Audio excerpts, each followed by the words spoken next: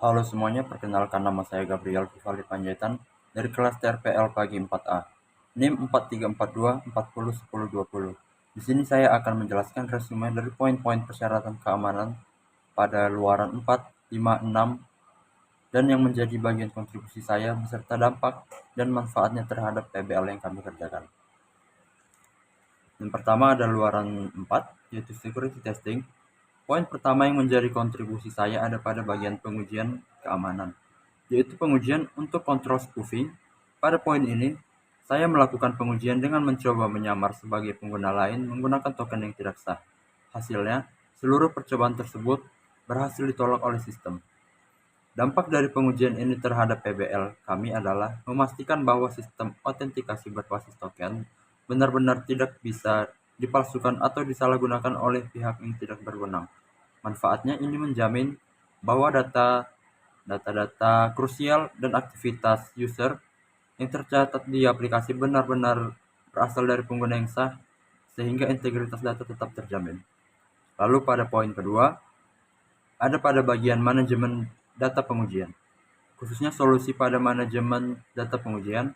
Di sini saya menggunakan Postman dengan collection skenario pengujian untuk menguji API, di mana data awal sebelum pengujian disiapkan secara konsisten menggunakan fitur seeder bawaan framework.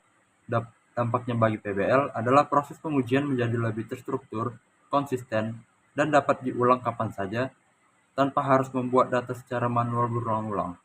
Ini mempercepat proses debugging dan memastikan setiap pengujian API dilakukan dengan kondisi data yang sama sehingga hasil pengujian lebih valid dan dapat diandalkan. Selanjutnya, pada luaran 5, yaitu security deployment. Kontribusi saya ada pada poin dokumentasi software yang mencakup 3 bagian sekaligus, yaitu perancangan, penginstalan, dan pengaturan konfigurasi. Untuk bagian perancangan, saya menyusun dokumen yang mencakup IRD, arsitektur sistem, dan desain antarmuka. Untuk bagian penginstalan, saya menyusun panduan instalasi yang mencakup langkah-langkah setup environment, seperti instalasi dependensi, melalui Composer untuk Laravel, PIP untuk Python, dan Flutter SDK, serta konfigurasi variable environment atau file.env. Bagian pengaturan konfigurasi, saya mendokumentasikan seluruh variabel environment yang diperlukan seperti koneksi database, kunci API, kredensial MQTT, dan konfigurasi IoT, beserta nilai yang diizinkan untuk masing-masing environment. Dampaknya terhadap PBL kami adalah seluruh anggota tim maupun pihak lain yang ingin memahami, menginstal, dan mengkonfigurasi sistem punya acuan yang jelas dan lengkap, mulai dari struktur data, cara setup environment, hingga variabel konfigurasi yang dibutuhkan. Manfaatnya, dokumentasi ini mempermudah proses instalasi ulang sistem di lingkungan baru, dan mempermudah pemeliharaan software di kemudian hari karena seluruh konfigurasi sudah terdokumentasi dengan baik. Poin berikutnya ada pada verifikasi dan validasi, khususnya review.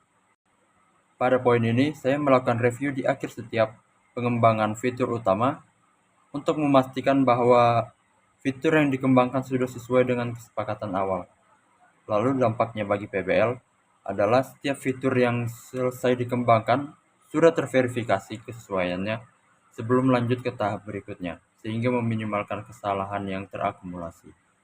Manfaatnya, kualitas software yang dihasilkan lebih terjamin dan risiko pengerjaan ulang di akhir proyek menjadi lebih kecil.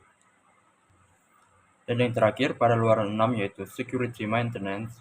Kontribusi saya yang pertama ada pada bagian pengamanan operasional software, khususnya control detective system, yang kami bangun untuk mencatat seluruh aktivitas penting secara otomatis, sehingga kejadian yang tidak wajar dapat dideteksi melalui riwayat aktivitas. Dampaknya terhadap PBL adalah setiap aktivitas mencurigakan atau anomali di dalam penggunaan sistem bisa langsung terlacak.